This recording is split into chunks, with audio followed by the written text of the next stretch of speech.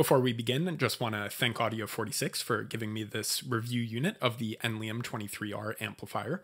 I'm including links to purchase the Enleum 23R from Audio 46 down below. If you click those links to purchase it, you will help support the channel, and I would be very, very grateful.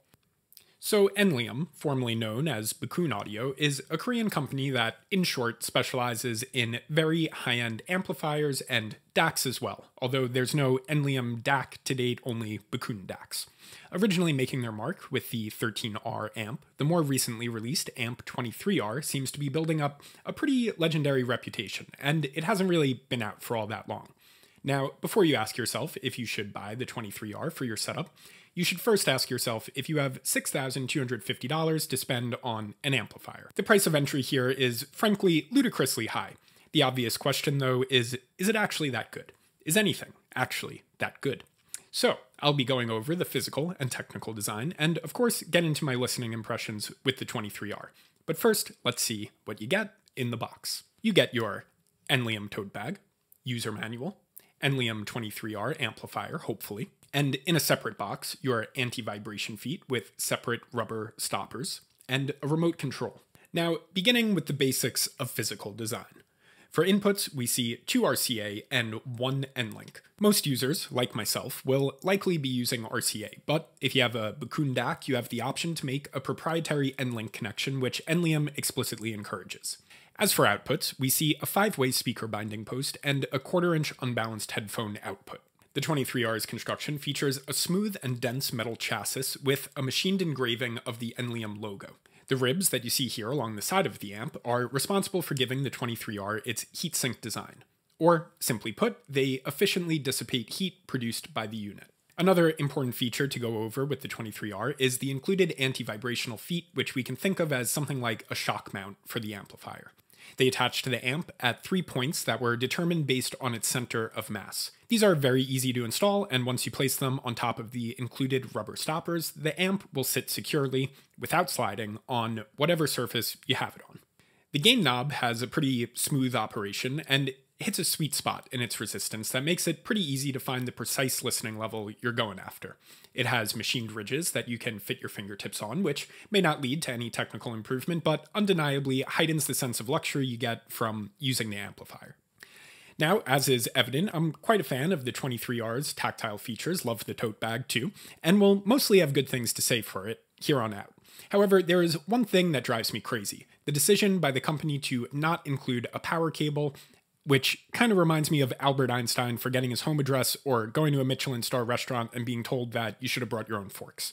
Luckily, the 250-volt cable you need for the 23R isn't terribly uncommon, and if you're a big enough nerd to be considering this amp, you likely have one of these laying around in your house already, like I did.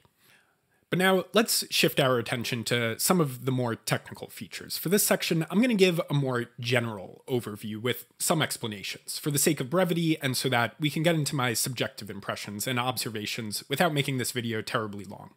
Some of the reviews that went up already for the 23R have really good and lengthy explanations on the technical breakdown. Props to them for doing that, but for that reason, I'll keep this part a little shorter.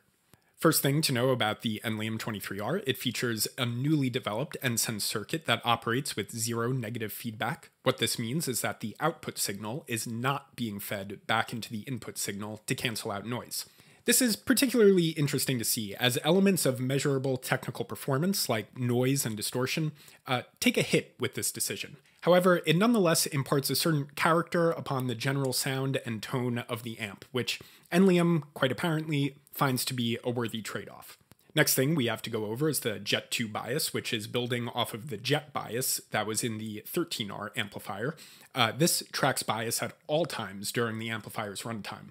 And bias is simply an inconsistency that can arise from temperature or electrical imbalances or things of the like. Jet 2 works by quickly offsetting such imbalances to produce a generally higher fidelity sound. We also see the same transformer from the 13R in the 23R, but now with a new power supply circuit that Enleum says provides a higher current with less noise level. We also now see fewer parts thanks to all functions and circuits now being controlled by just a single MPU. And the last thing I'll go over here is what excited me the most about the amp, how the 23R controls listening levels. Most amplifiers control levels by adjusting attenuation at the input. The Enleum 23R, instead, controls levels via its output gain. So why does this matter? Dynamic range of the device feeding the 23R, assuming you have it at or near max power, is kept optimized. The noise floor is scaled along with the rest of the output to your listening level. If you still don't understand what I'm saying here, all you have to know is a feature like this went a very long way in providing that quiet, so-called black background that audiophiles are constantly chasing.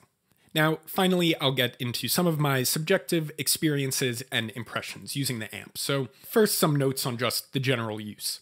When I first started using the 23R without any time given for a warm-up, I heard a worryingly loud popping occurring in the headphones when adjusting the gain. And I'm not talking about the clicking that occurs in the actual physical workings of the amp, which is there but not really anything to complain about. Interestingly enough, this problem greatly diminished over time the more I used the amp. It never completely went away, if I'm being honest, but it greatly improved. So, future 23R owners, if you run across this problem, don't freak out yet. Like most things, it gets better with time and use. Something else that I think is worth mentioning is that the 23R got pretty hot when I had it on for a few hours. Not like painfully hot, but surprisingly hot. So best not to keep anything on top of it, which I know you weren't planning on doing anyway. I found using the amp and switching between connections, powering on and off, etc., was very easy, and I really didn't have any confusion with its operation. The remote operation is similarly simple and intuitive, and last thing I'll say here is that this is probably the best remote I've ever gotten to use with a piece of audio equipment.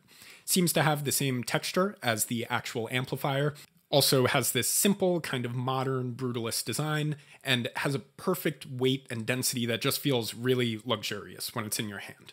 Now, let's finally get into some of my listens. I intentionally used a very simple setup to let the 23R shine in its own right. I used an unbalanced RCA connection from my iBasso DC06 DAC, kept at max level, to feed the Enleum. For reference, the DC06 DAC I'm using can usually power headphones 250 ohms or below fairly easily, but needs to be completely maxed out to get 600 ohm headphones to an almost loud enough listening level. So that said, let's answer a simple but very important question that should be asked of any headphone amplifier, which is, does it get loud enough to power headphones which you wouldn't otherwise be able to power? The answer to this is an easy, resounding yes. The 23R was powering 600 ohm headphones from my stupid little dongle without very much of a struggle. Also, we can just answer this question on a more objective basis. There is a low gain voltage and a high gain voltage mode on the 23R. Low gain adds 7 decibels, while high gain adds 22 decibels. My first choice for testing the 23R was a nice pair of headphones that I own and thus am very familiar with, the Meze 109 Pro. Now, generally, to my ears, I find that amps make more subtle changes to sound stages, but the stage difference was absolutely the first thing I noticed when I was listening with the 109 Pro. I find these headphones generally have an adequate stage, but it's a little narrow in width. Listening with the 23R, however, completely tore the stage open in the best way possible. While this was something I noticed particularly with the 109 due to my familiarity with it, this was the case, honestly, across all of my listens. I would generalize that what the 23R does to a stage as kind of forcefully pushing a roundness into it. But it's kind of even more than that.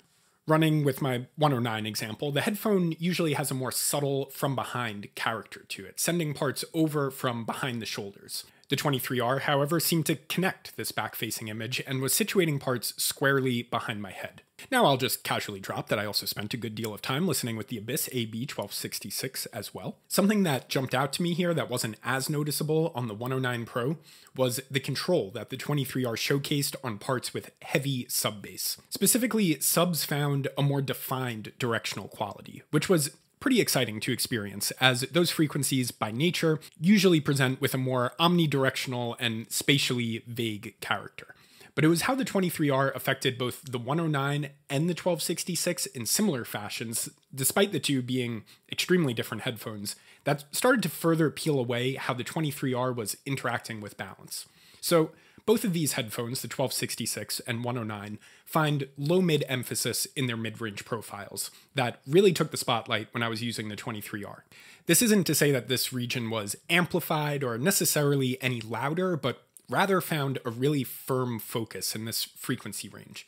And I say low mids, but I would also include high bass and even mid bass into this quality that I'm describing here. To illustrate this with an example, kick drums were one of the biggest beneficiaries of what the 23R was doing to the balance. On the one hand, they thumped a little more forwardly, but more than anything, they had this incredibly firm body in their decays. In general, there was this underlying density or eager energy constantly on standby that spanned from mid-bass to low mids. But this lower beefy timbre wasn't the only tonal intervention that the 23R was making.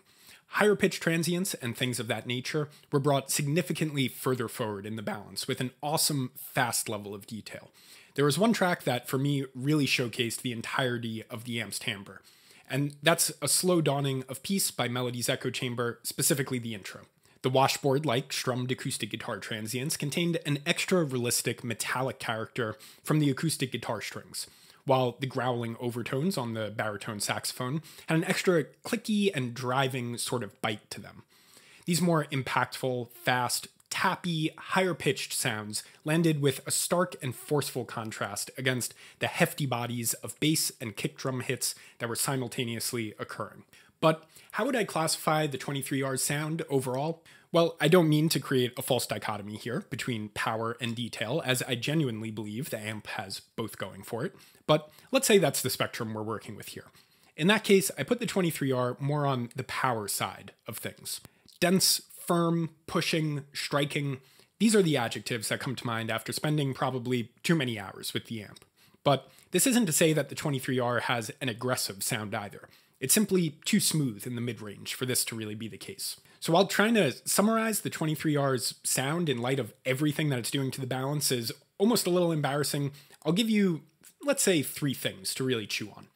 Pushed out, rounded sound stages, power and firmness from the mid-bass to the low mids, and fast, detailed, highly textured, higher frequency transients. If you come across the type of person who says that DACs and amps don't really make a difference, the Enleum 23R would likely shut this person up after a 1-minute listen. What the Enleum 23R is doing to the sound isn't something you have to listen carefully for. It's a very colorful sound, and I'm going to genuinely miss having this amp on my desk. At the time of publishing this video, the Enleum 23R is readily available at Audio 46. If you click the link in the description down below to purchase it from Audio 46, you will help support the channel, and I will be eternally grateful. If you want to see more videos and reviews like this, feel free to like and subscribe down below. Anyway, this is Chris with Major Hi-Fi, and I'll see you next time.